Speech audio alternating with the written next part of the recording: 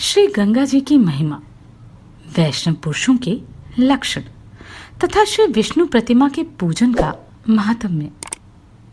पिछले अध्याय में हमने जाना कि केवल मात्र एक मंत्र ओम नमो नारायणाय सभी प्रकार के मंत्रों और व्रतों का बदले में किया जाए तो पूर्ण फल देता है।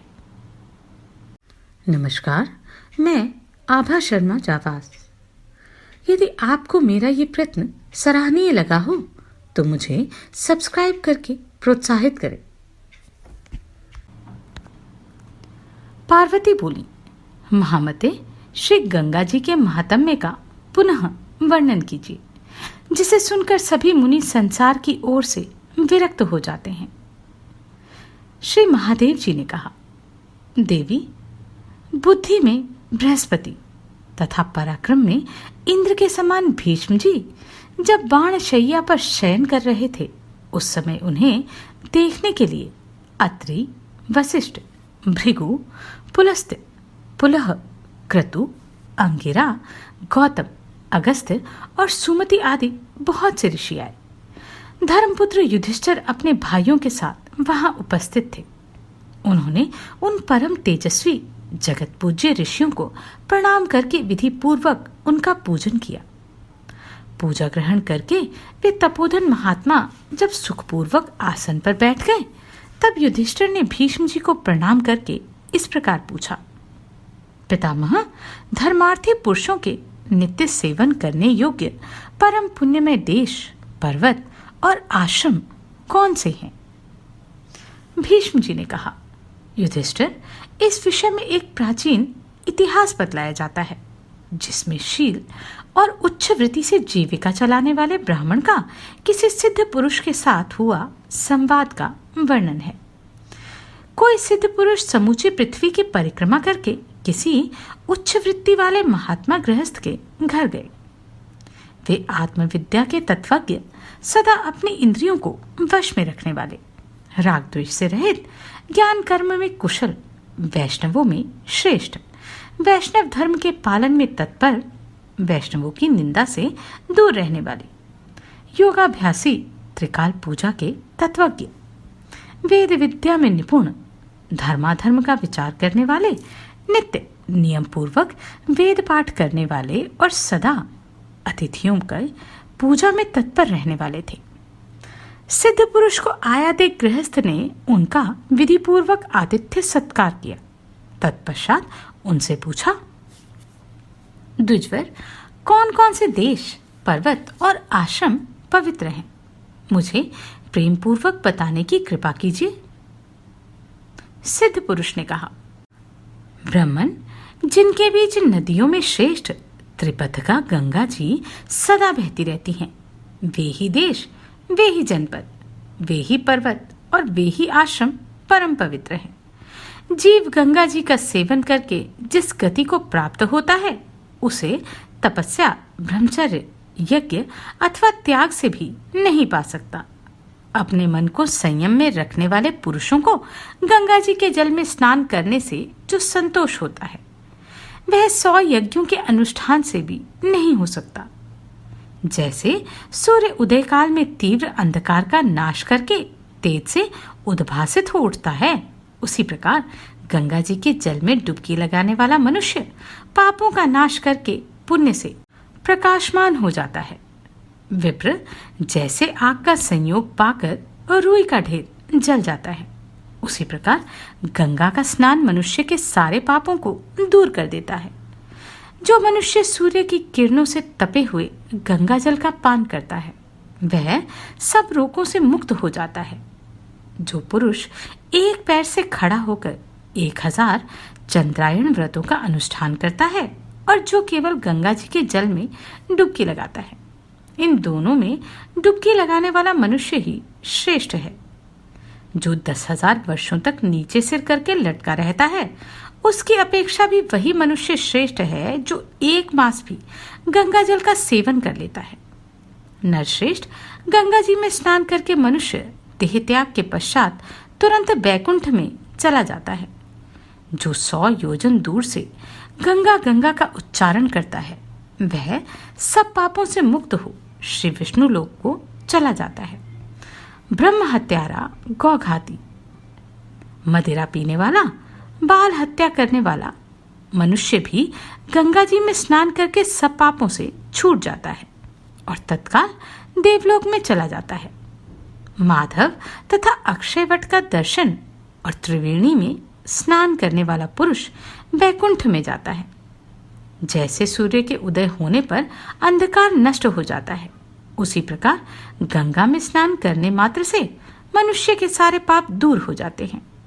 गंगा द्वार, कुशाव्रत, बिल्लवक, नील पर्वत तथा कनखल तीर्थ में स्नान करने से मनुष्य का पुनर्जन्म नहीं होता। भीष्म जी कहते हैं, ऐसा जानकर श्रेष्ठ मनुष्य को बारंबार गंगा स्नान करना चाहिए। राजन, वहां स्नान करने मात्र से मनुष्य पाप मुक्त हो जाता है।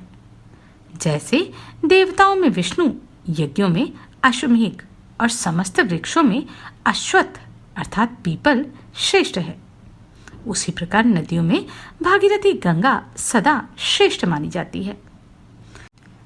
पार्वती ने कहा, विश्वेश्वर, वैष्णवों का लक्षण कैसा बताया गया है तथा उनकी महिमा कैसी है? प्रभु, यह बताने की कृपा कीजिए। महादेव जी बोले, देवी, भक्त पुरुष भगवान विष्णु की वस्तु माना गया है, इसलिए उसे वैष्णव कहते हैं। जो शौच, सत्य और क्षमा से युक्त हो, राग द्वेष से दूर रहता हो, वेद विद्या के विचार का ज्ञाता हो, नित्य अग्निहोत्र और अतिथियों का सत्कार करता हो तथा पिता माता का भक्त हो, वह वैष्णव कहलाता है। जो कंठ में माला धारण करके मुख से सदा श्री राम नाम का उच्चारण करते हैं, भक्ति पूर्वक भगवान की लीलाओं का गान करते हैं, पुराणों के 100 अध्याय में लगे रहते और सर्वथा यज्ञ करते हैं, उन मनुष्यों को वैष्णव जानना चाहिए। वे सब धर्मों में सम्मानित होते हैं।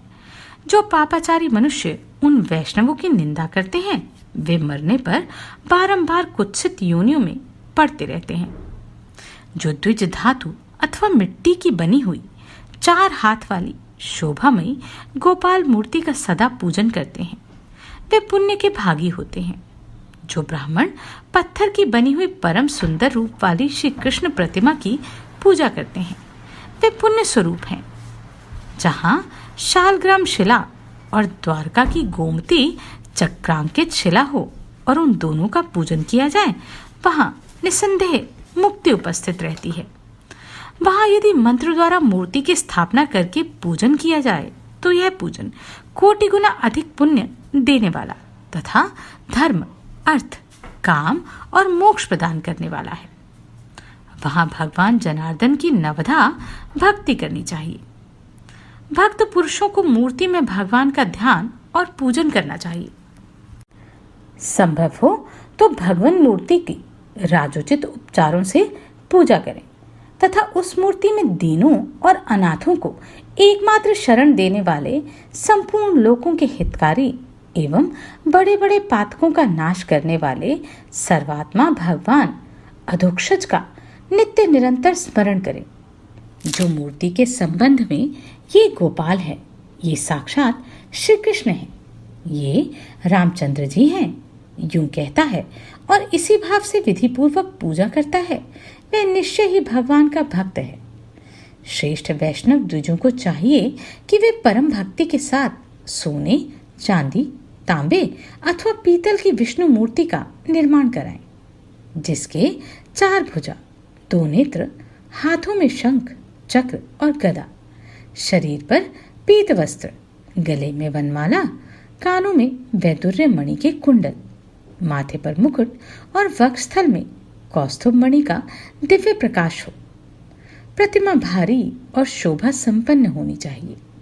फिर वेद शास्त्रोक्त मंत्रों के द्वारा विशेष समारोह से उसकी स्थापना कराकर पीछे शास्त्र के अनुसार षोडश उपचार के मंत्र आदि द्वारा विधि पूर्वक उसका पूजन करना चाहिए। जगत के स्वामी भगवान विष्णु के पूजित होने पर संपूर्ण देवताओं की पूजा हो जाती है। अतः इस प्रकार आदि अंत से रहित शंख, चक्र और गदा धारण करने वाले भगवान श्रीहरि का पूजन करना चाहिए। वे सर्वेश्वर पुण्य स्वरूप वैष्णवों को सब कुछ देते हैं। जो शिव की पूजा नहीं करता और श्री विष्णु की निंदा में तत्पर रहता है, उसे निश्चय ही रौरव नर्क में निवास करना पड़ता है। मैं ही विष्णु हूँ, मैं ही रुद्र हूँ और मैं ही पितामह ब्रह्मा हूँ। मैं ही सदा सब भूतों में निवास करता हूँ। पार्वती बोली, महेश्वर, सब माह की विधि का वर्णन कीजिए। प्रत्येक मास में कौन कौन से महोत्सव करने चाहिए और उनके लिए उत्तम विधि क्या है? सुरेश्वर, किस माह के कौन देवता हैं? किसकी पूजा करनी चाहिए? उस पूजन की महिमा कैसी है और वह किस तिथि को करना चाहिए? महादेव जी बोले, देवी, मैं प्रत्येक मास के उत्सव की विधि बतलाता हूँ। पहले चैत्र मास के शुक्ल पक्ष में विशेषतः एकादशी तिथि को भगवान को झूले पर बिठाकर पूजा करनी चाहिए। वह दोलारोहण का उत्सव बड़ी भक्ति के साथ और विधि पूर्वक मनाना चाहिए। पार्वती, जो लोग कलयुग के पाप दोष का अपहरण करने वाले भगवान श्री कृष्ण को झूले पर विराजमान देखते हैं, उस रूप में उनकी झांकी करते हैं, वे सहस्त्रों अपराध से मुक्त हो जाते हैं। करोड़ों जन्मों में किए हुए पाप तभी तक उपस्थित रहते हैं जब तक मनुष्य विश्व के स्वामी भगवान जगन्नाथ को झूले पर बिठाकर उन्हें अपने हाथ से झुलाता नहीं। जो लोग कलयुग में झूले पर बैठे हुए जनार्दन का दर्शन करते हैं, वे गो हत्यारे हों तो भी मुक्त हो जाते हैं। फिर औरों की तो बात ही क्या है। दोलोत्सव से प्रसन्न होकर समस्त देवता भगवान शंकर को साथ लेकर झूले पर बैठे हुए श्री विष्णु की झांकी करने के लिए स्वयं आते हैं और आंगन में खड़े हो हर्ष में भरकर स्वयं ही नाचते, गाते एवं बाजे बजाते हैं। वासुकी आदि नाग और इंद्र आदि देवता भी दर्शन के लिए पधारते हैं। भगवान विष्णु को झूले पर विराजमान देख तीनों लोकों में उत्सव होने लगता है। अतः सैकड़ों कार्य छोड़कर दोलोत्सव के दिन झूलन का उत्सव करो। जो लोग झूले पर बैठे हुए भगवान श्री कृष्ण के सामने रात्रि में जागरण करते हैं, उन्हें एक निमेष में ही सब पुण्यों की प्राप्ति हो जाती है। सुरेश्वरी, झूले पर विराजमान दक्षिणाभिमुख भगवान गोविंद का एक बार भी दर्शन करके मनुष्य ब्रह्महत्या के पाप से छूट जाता है। ओम दोलोह रूढ़ाय विद्ये माधवाय च धीमहि तन्नो देव प्रचोदयात्। झूले पर बैठे हुए भगवान का तत्व जानने के लिए हम ज्ञान प्राप्त करते हैं, श्री माधव का ध्यान करते हैं। अतः वे देव भगवान विष्णु हम लोगों की बुद्धि को प्रेरित करें। इस गायत्री मंत्र के द्वारा भगवान का पूजन करना चाहिए। माधवाय नमः, गोविंदाय नमः, श्रीकंठाय नमः। इन मंत्रों से भी पूजन किया जा सकता है। मंत्रोच्चारण के साथ विधि पूर्वक पूजन करना उचित है। एकाग्रचित होकर गुरु को यथाशक्ति दक्षिणा देनी चाहिए तथा निरंतर भक्ति पूर्वक श्री विष्णु की लीलाओं का गान करते रहना चाहिए। इससे उत्सव पूर्ण होता है। सुमुखी और अधिक कहने से क्या लाभ। झूले पर विराजमान भगवान विष्णु सब पापों को हरने वाला है। जहां दोलोत्सव होता है, वहां देवता, गंधर्व, किन्नर और ऋषि बहुधा दर्शन के लिए आते हैं। उस समय ओम नमो भगवते वासुदेवाय इस मंत्र द्वारा षोडश उपचार से विधिवत पूजा करनी चाहिए। इससे संपूर्ण कामनाएं पूर्ण होती है। सुव्रते अंग न्यास, कर न्यास तथा शरीर न्यास सब कुछ द्वादशाक्षर मंत्र से करना चाहिए और इस आगमोक्त मंत्र से ही महान उत्सव का कार्य संपन्न करना चाहिए। झूले पर सबसे ऊंचे लक्ष्मी सहित भगवान विष्णु को बैठाना चाहिए। भगवान के नीचे कुछ नीची सतह में वैष्णवों को नारद जी देवऋषियों को तथा विश्वक्सेन आदि भक्तों को स्थापित करना चाहिए। फिर 5 प्रकार के बाजों की आवाज के साथ विद्वान पुरुष भगवान की आरती करें और प्रत्येक पहर में यत्नपूर्वक पूजा भी करते रहें। तत्पश्चात नारियल तथा सुंदर केलों के साथ जल से भगवान को अर्घ्य दें। अर्घ्य का मंत्र इस प्रकार है: देव देव जगन्नाथ शंख चक्र गदाधर अर्घ्य ग्रहण में देव कृपाम कुरु ममोपरि। देवताओं के देवता, जगत के स्वामी तथा शंख चक्र और गदा धारण करने वाले दिव्य स्वरूप नारायण, यह अर्घ्य ग्रहण करके मुझ पर कृपा कीजिए। तदनंतर भगवान के प्रसाद भूत चरणामृत आदि वैष्णवों को बांटे। वैष्णव जनों को चाहिए वे बाजे बजाकर भगवान के सामने नृत्य करें और सभी लोग बारी बारी से भगवान को झुलाएं। सुरेश्वरी पृथ्वी पर जो जो तीर्थ और क्षेत्र है वे सभी उस दिन भगवान दर्शन करने आते हैं। ऐसा जानकर ये महान उत्सव अवश्य करना चाहिए। पार्वती वैशाख मास की पूर्णिमा के दिन वैष्णव पुरुष भक्ति, उत्साह और प्रसन्नता के साथ जगदीश्वर भगवान को जल में पधराकर उनकी पूजा करें अथवा एकादशी तिथि को अत्यंत हर्ष में भरकर गीत, वाद्य तथा नृत्य के साथ यह पुण्यमय महोत्सव करें। भक्ति पूर्वक श्रीहरि की लीला कथा का ज्ञान करते हुए ही यह शुभ उत्सव रचना उचित है। उस समय भगवान से प्रार्थना पूर्वक कहें, हे देवेश्वर, इस जल में शयन कीजिए। जो लोग वर्षा काल के आरंभ में भगवान जनार्दन को जल में शयन कराते हैं उन्हें कभी नरक की ज्वाला में नहीं तपना पड़ता। देवेश्वरी सोने, चांदी, तांबे अथवा मिट्टी के बर्तन में श्री विष्णु को शयन कराना चाहिए। पहले उस बर्तन में शीतल एवं सुगंधित जल रखकर विद्वान पुरुष उस जल के भीतर श्री विष्णु को स्थापित करें। गोपाल या श्री राम नामक मूर्ति की स्थापना करें अथवा शालग्राम शिला को ही स्थापित करें या और ही कोई प्रतिमा जल में रखें। उससे होने वाले पुण्य का अंत नहीं है। देवी, इस पृथ्वी पर जब तक पर्वत, लोक और सूर्य की किरणें विद्यमान हैं, तब तक उसके कुल में कोई नरकगामी नहीं होता। अतः ज्येष्ठ मास में श्रीहरि को जल में पधराकर उनकी पूजा करनी चाहिए। इससे मनुष्य प्रलय काल तक निष्पाप बना रहता है। ज्येष्ठ और आषाढ़ के समय तुलसी दल से वासित शीतल जल में भगवान धरणीधर की पूजा करें। जो लोग ज्येष्ठ और आषाढ़ मास में नाना प्रकार के पुष्पों से जल में स्थित श्री केशव की पूजा करते हैं वे यम यातना से छुटकारा पा जाते हैं। भगवान विष्णु जल के प्रेमी हैं। उन्हें जल बहुत ही प्रिय है, इसलिए वे जल में शयन करते हैं।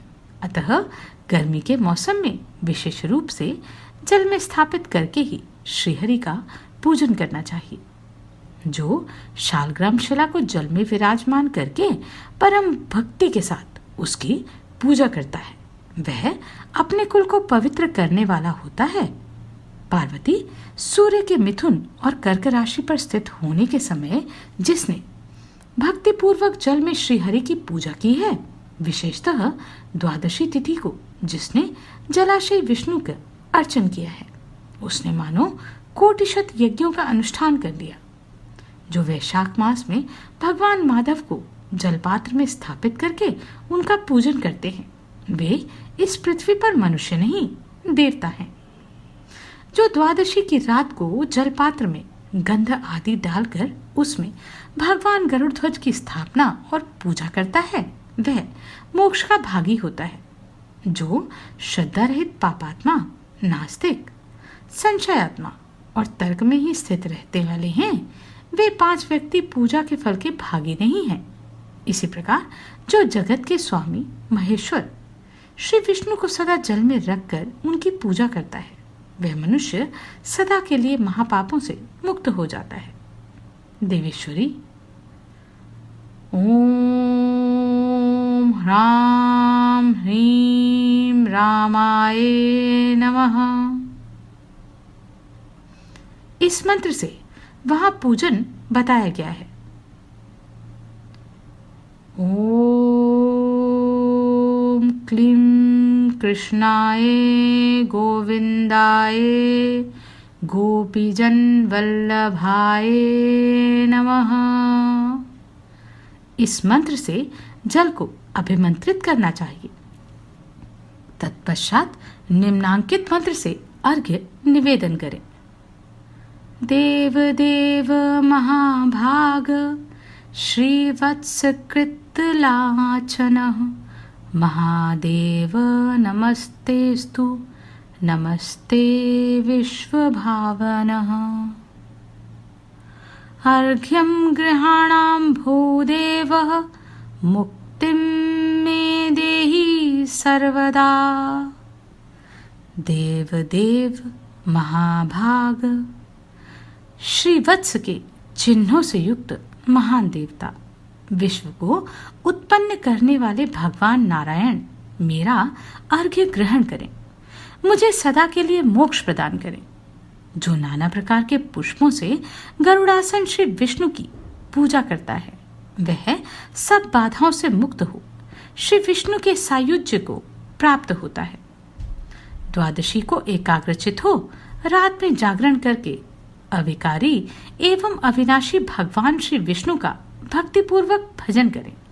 इस तरह भक्ति की इच्छा रखने वाले पुरुषों को भक्ति भाव से तत्पर हो भगवान विष्णु का वैशाख संबंधी उत्सव करना चाहिए तथा उसमें आगमोक्त मंत्र द्वारा समस्त विधि का पालन करना चाहिए।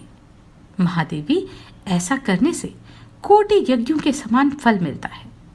इस उत्सव को करने वाला पुरुष राग द्वेष से मुक्त हो महामोह की निवृत्ति करके इस लोक में सुख भोगता और अंत में श्री विष्णु के सनातन धाम को जाता है। वेद के अध्ययन से रहित तथा शास्त्र के 100 अध्याय से शून्य मनुष्य भी श्रीहरि की भक्ति पाकर वैष्णव पद को प्राप्त होता है। अगले अध्याय में हम पवित्रारोपण की विधि, महिमा तथा भिन्न भिन्न मास में श्रीहरि की पूजा में काम आने वाले विविध पुष्पों का वर्णन जानेंगे।